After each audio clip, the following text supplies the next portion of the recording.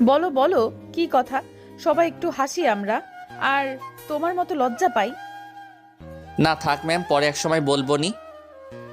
আচ্ছা, এতই যখন শরম পাচ্ছ, তাহলে পরেই বলো কেমন? ধন্যবাদ ম্যাম। আপনি? ধন্যবাদ দিলে হবে না, এখানে এসে ডান্স করতে হবে। কি বলেন ম্যাডাম, আমি ডান্স করব? হ্যাঁ অবশ্যই। তোমাদের পিকনিক, আমরা নাচ করব নাকি? না করলে হয় না ম্যাম। বলেছি যখন, তখন করতেই হবে। মাহিন স্টেজে নাচতে লাগলো, তখনই একটা মেয়ের দিকে নজর পড়ল। স্যার ম্যাডামদের মাঝেই বসেছিল মেয়েটা। মেয়েটাকে দেখে সমবয়সী মনে হচ্ছিল। কাজল কালো নয়নগুলো মাহিনকে ঘায়েল করছিল, আর ও মুগ্ধ নয়নে চেয়েছিল মেয়েটার দিকে। নীল শাড়ি পরেছে, সেই সাথে কালো কাজল আর নীল চুড়ি, যেন বসন্ত এসে গেছে। মাহিন মেয়েটাকে ইশারা করে নাচছিল। মাহিনের কাণ্ড দেখে সবাই তাকিয়ে দেখছিল যে কার দিকে ইশারা করছে, কারণ মাহিন এসব করে না কোনো দিন। মেয়েটা কিছুটা অবাক হলেও হাসতে লাগলো, আর মাহিন স্টেজ থেকে নেমে মেয়েটির দিকে এগিয়ে গেল এবং মেয়েটির হাত ধরে একটা টান দিল।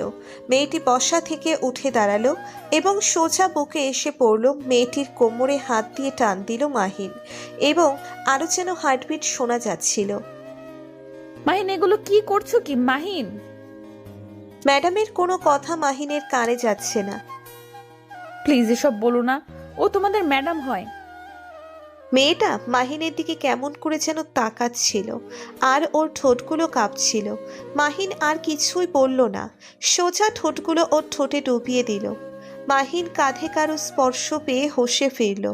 মেয়েটাকে ছেড়ে দিয়ে যেই তাকালো, গালে কতগুলো পড়লো, মানে থাপ্পড়। থাপ্পড়গুলো ম্যাম দিয়েছে, আর ম্যাডামের দিকে তাকিয়ে বুঝতে পারল যে ম্যাম প্রচণ্ড রেগে আছে। মাহিন মাথা নিচে দিয়ে দাঁড়িয়েছিল, আসলে হুঁশ হারিয়ে ফেলেছিল তখন। হাতটা ছাড়ো ওর। মাহিন এতক্ষণ খেয়াল করেনি যে ওর হাত ধরে রেখেছে। ম্যামের কথায় হাতটা ছেড়ে দিল। কলেজের সবার মুখে একই কথা, মাহিন এটা কিভাবে করলো? কারণ মাহিনের জন্য মেয়েরা হাত পর্যন্ত কাটে।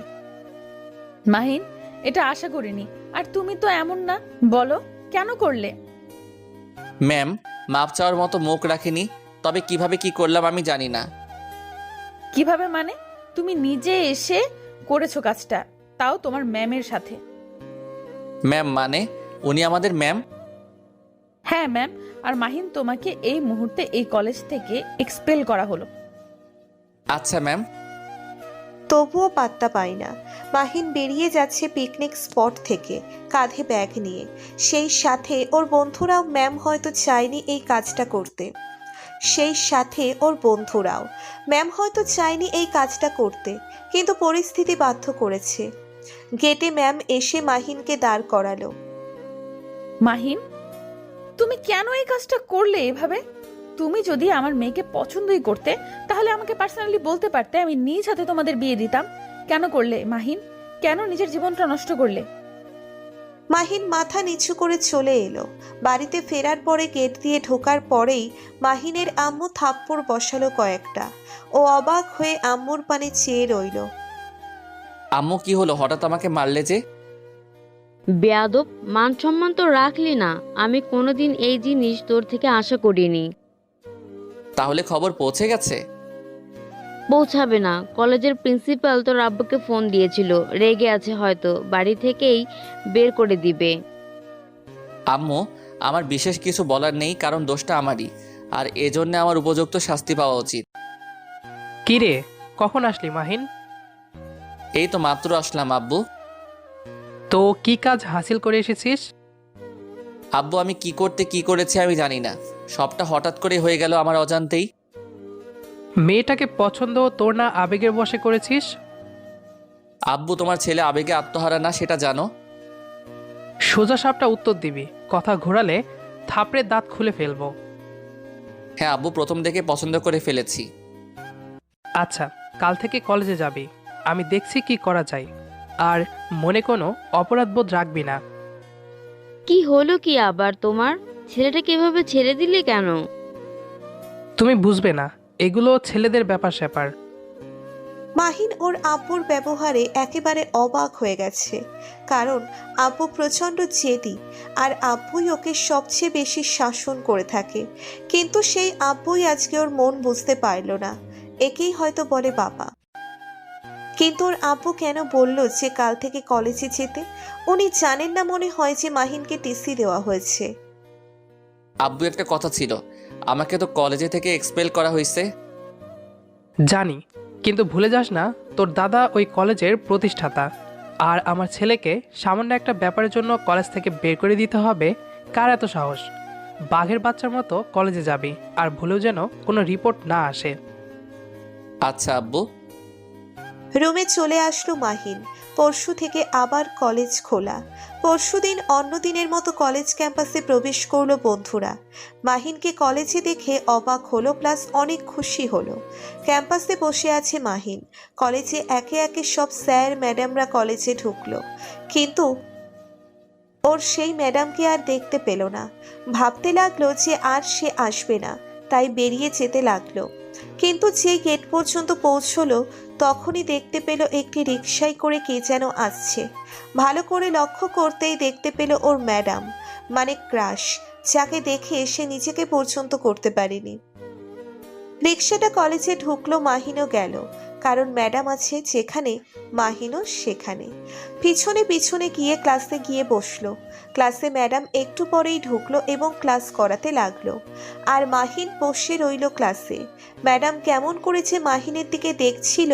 ও প্রথমে ব্যাপারটা লক্ষ্য না করলেও পরে লক্ষ্য করলো। ম্যাডাম এত কিউট যে মাহিন নিজেকে কোনো রকমের সামলে বই দিয়ে মুখ ঢেকে বসে রইল। ক্লাস টপার মাহিন, তাই বিভিন্ন প্রসঙ্গে ম্যাডাম মানে জুই মাহিনের দিকে তাকাচ্ছিল, যেটা ওর ভালো লেগেও লাগছিল না, কারণ ও ক্লাসে আছে আর এখানে একটা দুর্ঘটনা সারা জীবনের কান্না। আই ছেলে, তুমি দাঁড়াও। জি ম্যাম বলুন। তোমাকে কখন থেকে দেখছি অমনোযোগী। মনোযোগ কোথায় থাকে?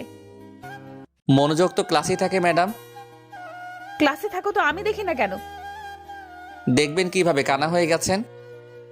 কি? আমি কানা হয়ে গেছি? হ্যাঁ ম্যাম, কানা যাকে বলে অন্ধ, যার সংজ্ঞা হলো যারা চোখে দেখে না তাদেরকে অন্ধ বলা হয়, মানে কানা। আমার এই কথার সাথে ক্লাসের সবাই হাততালি দিতে লাগলো। সাইলেন্স। এই ছেলে, তোমার সাহস কি করে হয় আমাকে কানা বলার? তাহলে আর কি বলবো ম্যাডাম, আমি এতক্ষণ ধরে আপনার দিকে না চাইতেও তাকিয়ে আছি, আর আপনি বলেন কি না আমার মনোযোগ নাই। ম্যাডাম, এত মনোযোগী হলে বাসায় বউ তো না খেয়ে থাকবে। এবারও ক্লাসের সবাই হাসতে লাগলো।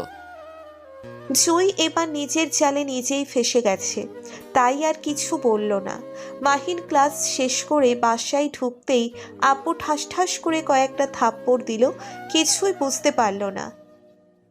আব্বু, কি হলো, তুমি হঠাৎ আমায় মারলে যে? তোকে আমি বলেছিলাম কলেজে গিয়ে ভালো হয়ে থাকবি, কোনো কিছু না করতে। যদি কিছু লাগে তাহলে আমাকে বলবি।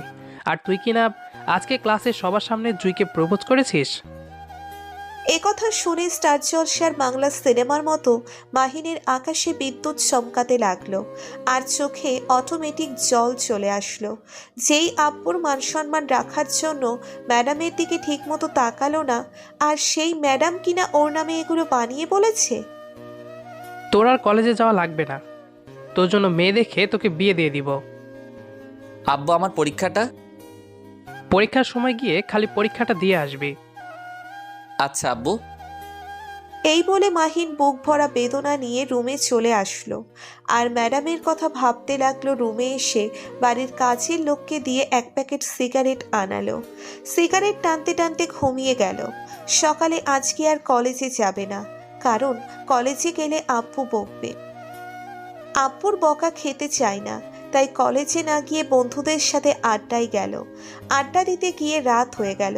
এভাবেই চলছিল মাহিনের জীবন। একদিন পার্টি করে একটু মদ খেয়ে মাতলামি করতে করতে বাড়িতে ফিরছিল, তখনই দেখলো একটা মেয়েকে কয়েকজন বিরক্ত করছে। মাহিন এগিয়ে গিয়ে তাদের সাথে হাতাহাতি করতে লাগলো। এক পর্যায়ে ছেলেগুলো চলে গেল। মাহিনের ডান হাতটা সামান্য কেটে গেছে, আর মেয়েটা সাইডে বসে কান্না করছিল। মেয়েটাকে বসা থেকে দাঁড় করাতেই যা দেখতে পেল তা দেখে ওর আকাশ কালো হয়ে বাংলা সিনেমার মতো বিদ্যুৎ চমকাতে লাগলো, কারণ এটি কলেজের যেই কম বয়সী ম্যাম। মাহিনের জেদে হাত পা গরম হয়ে যাচ্ছিল। হাতে মদের বোতল ছিল, যেটা হাতের ভেতরে ভেঙে গেল, আর কাছের টুকরো হাতে বিঁধে রক্ত ঝরতে লাগলো। জুই মাহিনের রক্তাক্ত হাত দেখে ধরতে গেলে মাহিন বাইক নিয়ে চলে আসলো। পরের দিন পরীক্ষা, তাই যথারীতি কলেজে গেল। কারোর সাথে কোনো কথা বলল না, খাতা নিয়ে লিখতে লাগলো। হলে গার্ড দিতেই ম্যাডাম সহ আরেক স্যার আসলো। খাতা আর প্রশ্ন দেওয়া হলো। মাহিন লিখতে লাগলো। ওর হাত গতকাল রাতে 2 বার কেটে গেছে, ব্যান্ডেজ করেছিল, তবুও হাত দিয়ে রক্ত বেরোচ্ছে, যেটা পরীক্ষার খাতায় লাগছিল, এবং খাতার 3টে পৃষ্ঠা নষ্ট হয়ে গেল। জুই এটা দূর থেকে লক্ষ্য করলো এবং মাহিনের পাশে এসে বলল যে, দাও আমি লিখে দিচ্ছি, তুমি বলো আমি লিখে দিচ্ছি। না, আমার জন্য আপনাকে কষ্ট করতে হবে না। আমার হাত কেটেছে, সেরে যাবে। কিন্তু থাক, আপনি চান আমি বাঁ হাতে লিখতে পারি বলে বাঁ হাত দিয়ে লিখতে লাগলাম। হলের সকল ছাত্ররা মাহিনের দিকে এলিয়েনের মতো দেখছে, কারণ একটা মানুষের এত গুণ কিভাবে থাকে। একাধারে গায়ক, ডান্সার, টপার। মাহিন এভাবে সবগুলো পরীক্ষা দিল। রেজাল্টের দিন একটু চিন্তিত ছিল, কারণ বাহাতে লিখেছিল। রেজাল্ট দেওয়া হলো সবার। মাহিনের রেজাল্ট পেয়ে ওর গেছেন আব্বুর একটু পরে ফিরে আসলেন, সাথে অনেক মিষ্টি। মাহিন বুঝলো না ব্যাপারটা। ওর আব্বু এসে জড়িয়ে ধরলো মাহিনকে। বাবা, আমি তোকে কলেজে যেতে দেইনি, তাও তুই এত ভালো রেজাল্ট করে সারা দেশে তোর নাম করেছিস বাবা। খবরে দেখাচ্ছে তোকে। এত ভালো হয়েছে? আমার রেজাল্ট কি বাবা? তুই আমাদের বোর্ডের ভিতরে প্রথম হয়েছিস, আর তোর রেজাল্ট সরাসরি শিক্ষামন্ত্রী তোর হাতে তুলে দেবেন। কাঁদিস না বাবা, তোর খুশির দিন আজকে। কলেজের প্রধান সংবর্ধনা জানাতে আসলেন মাহিনকে, এবং সারা কলেজে ব্যাপী সাফল্য উপলক্ষে অনুষ্ঠানের আয়োজন করা হলো। কলেজের অনুষ্ঠানে জুই মাহিনের দিকে বারবার তাকাচ্ছিল, আর কিছু বলতে চাইছিল, কিন্তু পাত্তা দিচ্ছিল না। ওর চোখে অনুতাপ দেখে মাহিন খানিকটাও বিচলিত হলো। শিক্ষামন্ত্রী এসে মাহিনকে সংবর্ধনা দিয়ে গেলেন। উনি চলে গেলে মাহিনের আব্বু আর জুয়ের আম্মু স্টেজে এসে কথা বলতে লাগলেন। আসসালামু আলাইকুম, সবাইকে শুভ সন্ধ্যা। আজকে একটা বিষয়ে কথা বলার জন্য আমি স্টেজে এসেছি। সেটা হলো মাহিন আর জুয়ের ব্যাপার নিয়ে। মাহিন আর জুই দুজনেই অবাক হলো। ওদের নাম শুনে দুজনে দুজনের দিকে তাকালো। হ্যাঁ, ওদের বিষয়ে বলতে এসেছি। ওই দিনের সেই ঘটনার সাক্ষী অনেকেই, আর সেটার সংশোধন করতেই আমাদের এখানে আসা। আমি মাহিনের আব্বুকে বলেছিলাম যে আপনার ছেলে কলেজ টপার হলেও বিগড়ে যাচ্ছে, আর কলেজ টপার হয়ে লাভ নেই, হলে দেশসেরা হতে হবে। তাই উনি বলেছিলেন আমার ছেলে দেশসেরাই হবে, আর আপনি নিজে তখন আপনার মেয়েকে আমার ছেলের হাতে তুলে দিবেন। হ্যাঁ, আমি হেরে গেছি, আর আমি খুশি যে আমি হেরে গেছি, কারণ এই হারেই আমার জিত। বাবা মাহিন একটু স্টেজে আসবে। মাহিন স্টেজে গেল। ও যাওয়ার পর উনি জুইকে ডাকলেন। রোদ, তোমার সাব্বিরকে বিয়ে করতে কোনো আপত্তি আছে? ম্যাডাম, এটা কিভাবে হয়? উনি আমার ম্যাডাম, আর শত হলেও সিনিয়র বলে কথা। ওর আব্বু একথা শুনে স্টেজেই ওর কান টেনে ধরলেন। হতচ্ছাড়া, যখন ম্যাডামকে কিস করতে গিয়েছিলে তখন মনে ছিল না সিনিয়র? এখন ভাব মারাস? ওর আব্বুর কথা শুনে সবাই হাসতে লাগলো, আর মাহিন লজ্জায় লাল হয়ে গেল। বর্তমানে বাসর রাতে মাহিন জুইকে চড়িয়ে ধরে খাটের কোনায় নিয়ে কিস করতে লাগলো। জুই পাগলের মতো শব্দ করছিল। আপনার শরীর এত গরম কেন? জানি না, মনে হয় জ্বর আসতেছে। আজকে আপনার জ্বর, আর আমি আনবো আপনার ঠোঁট থেকে শুরু করি।